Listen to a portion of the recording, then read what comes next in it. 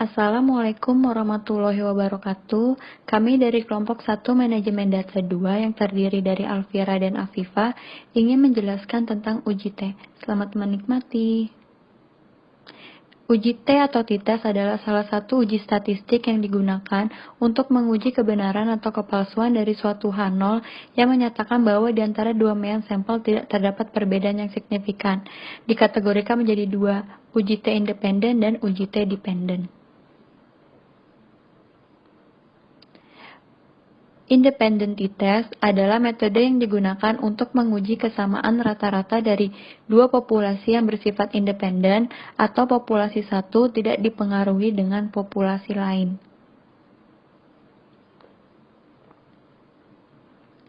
Tujuannya untuk menguji hipotesis tentang perbedaan dua populasi atau lebih yang masing-masing kelompok sampelnya independen terhadap kelompok sampel lain.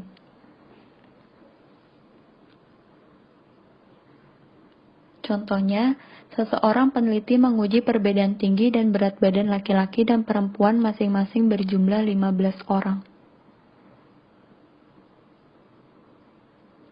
Paired sample t-test adalah metode pengujian hipotesis di mana data yang digunakan tidak bebas atau berpasangan, digunakan untuk mengevaluasi perlakuan tertentu pada satu sampel yang sama pada dua periode pengamatan yang berbeda.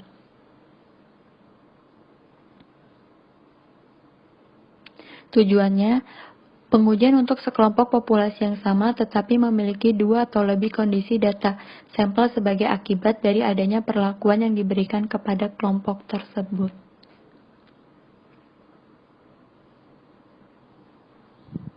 Contoh, apakah ada perbedaan rata-rata berat badan sebelum dan sesudah diet? Langkah-langkah yang pertama adalah tentukan independen atau dependen. Yang kedua, syarat harus terpenuhi, yaitu jenis datanya harus numerik dan kategorik, dan data harus berdistribusi normal.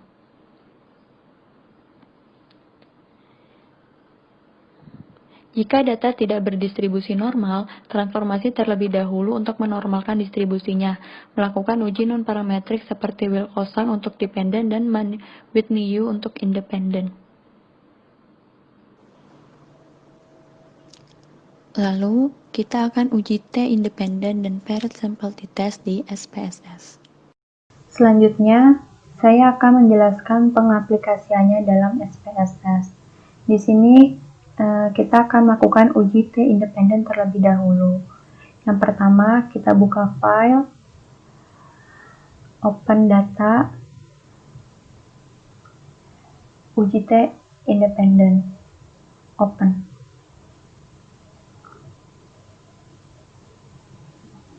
Langsung muncul untuk variabel-variabel independen yang akan kita uji.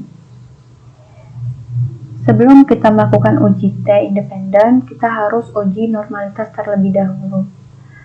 Yang pertama, klik Analyze, Descriptive Statistic, Explore, lalu masukkan nilai responden pada kolom Dependent List, dan nilai responden pada kolom Factor List. Selanjutnya kita klik Plots, kita centang Stem and Leaf, histogram, dan normality plots with test. Selanjutnya kita klik Continue, lalu klik OK.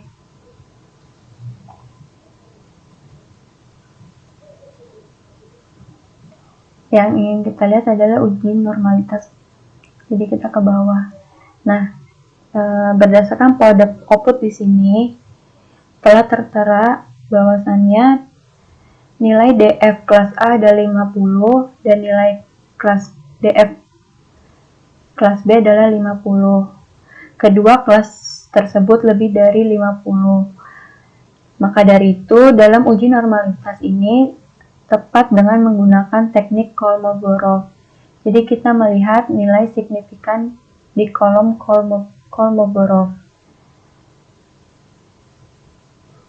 Yang kita dapatkan pada kelas A sebesar 0,200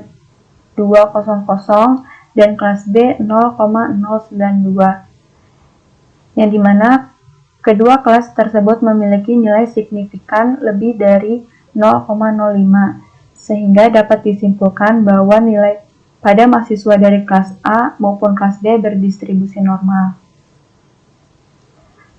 Selanjutnya kita bisa melakukan uji T independen. Langkah pertamanya adalah klik Analyze, lalu Compare Means. Selanjutnya klik Independent Samples t-Test. Terlihat pada kotak Independent Sample t-Test. Selanjutnya kita masukkan nilai T, nilai responden kepada T variabel dan kelas responden pada grup variabel. Selanjutnya kita klik Define Group. Kita isi grup 1 dengan angka 1 dan grup 2 dengan angka 2. Lalu Continue. Kita klik Option. Kita ingin memakai confidence interval persennya itu 95%. Lalu klik Continue. Lalu OK.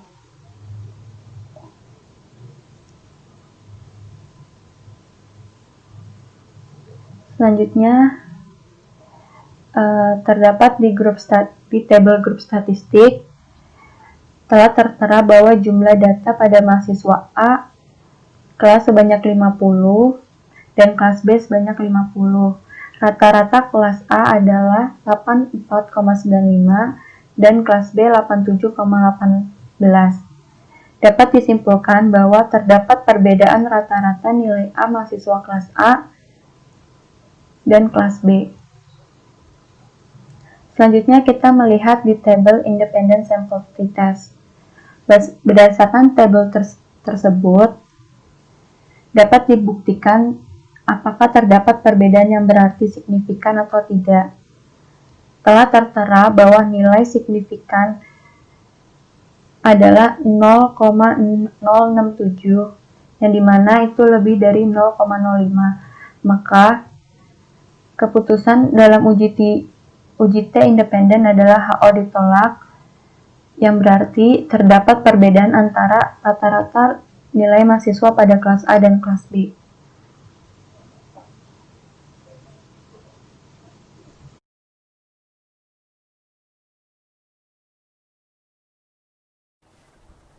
Ya, selanjutnya di sini saya akan menjelaskan mengenai uji T dependen. Sebelum kita melakukan uji T dependen, kita harus melakukan uji normalitas pada variabel dependen dengan cara klik Analyze, Descriptive Statistik, kemudian Explore, input kedua variabel ke dalam dependent list, klik Plots, centang histogram dan normality plot with test. Klik continue, klik OK. Selanjutnya di sini akan keluar hasil output. Apakah file itu normal atau tidak? Ya, di sini dalam tabel test of normality terlihat bahwa signifikannya ada 0,00, menunjukkan bahwa nilai signifikan ini kurang dari 0,05. Kita dapat melihat gambar histogram ini. Gambar histogram ini terlihat seperti data sudah terdistribusi normal.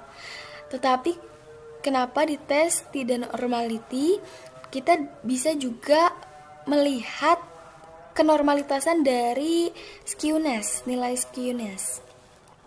Jadi di sini nilai skewness-nya itu adalah 0,236, yang artinya bahwa nilai ini lebih besar daripada 0, yang artinya nilai ini berada di antara -2 hingga 2.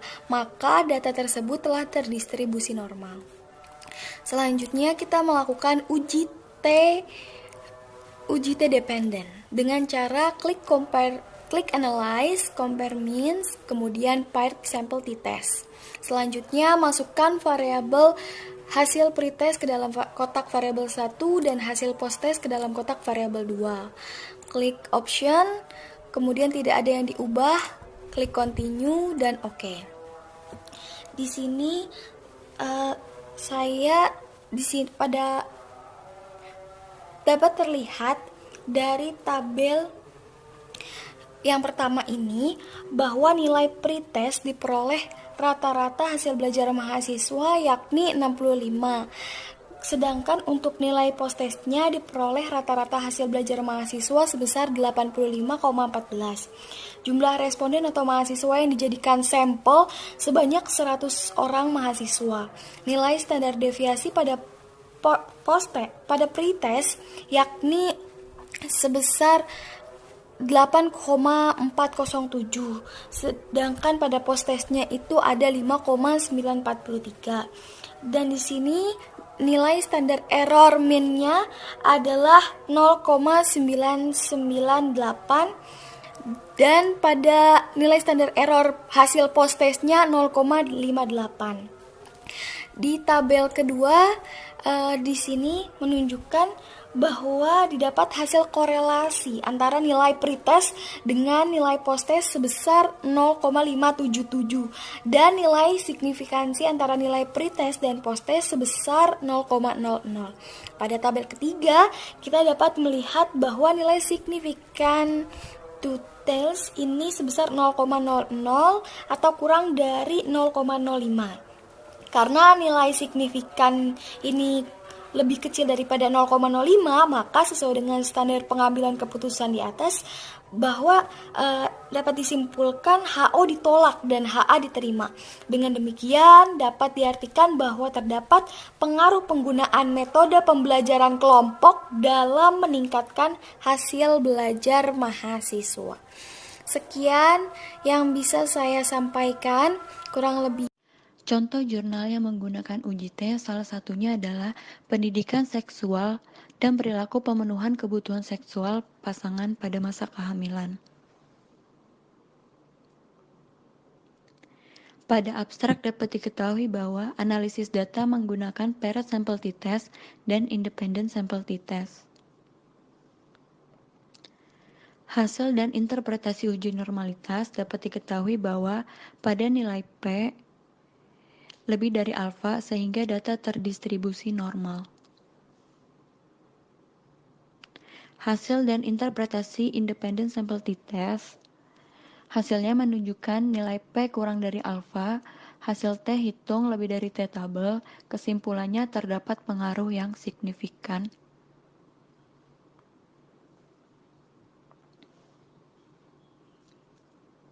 Hasil dan interpretasi paired sample t-test pada tabel tersebut adalah menunjukkan signifikan two-tail 0,001 kurang dari alfa, hasil T hitung lebih dari T tabel, sehingga pemberian pendidikan seksual masa kehamilan terbukti dapat meningkatkan perilaku pemenuhan kebutuhan seksual pada pasangan dengan masa kehamilan di Puskesmas Kasihan 2 Bantul. Hasil paired sample t-test kelompok kontrol menunjukkan P lebih dari 0,05. Hasil ini membuktikan tidak ada perbedaan perilaku antara pretest dan post-test kelompok yang tidak mendapat pendidikan seksual.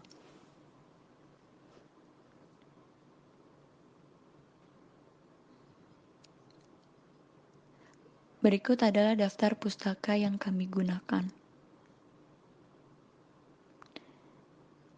Sekian dari kelompok kami, kurang lebih mohon maaf. Terima kasih.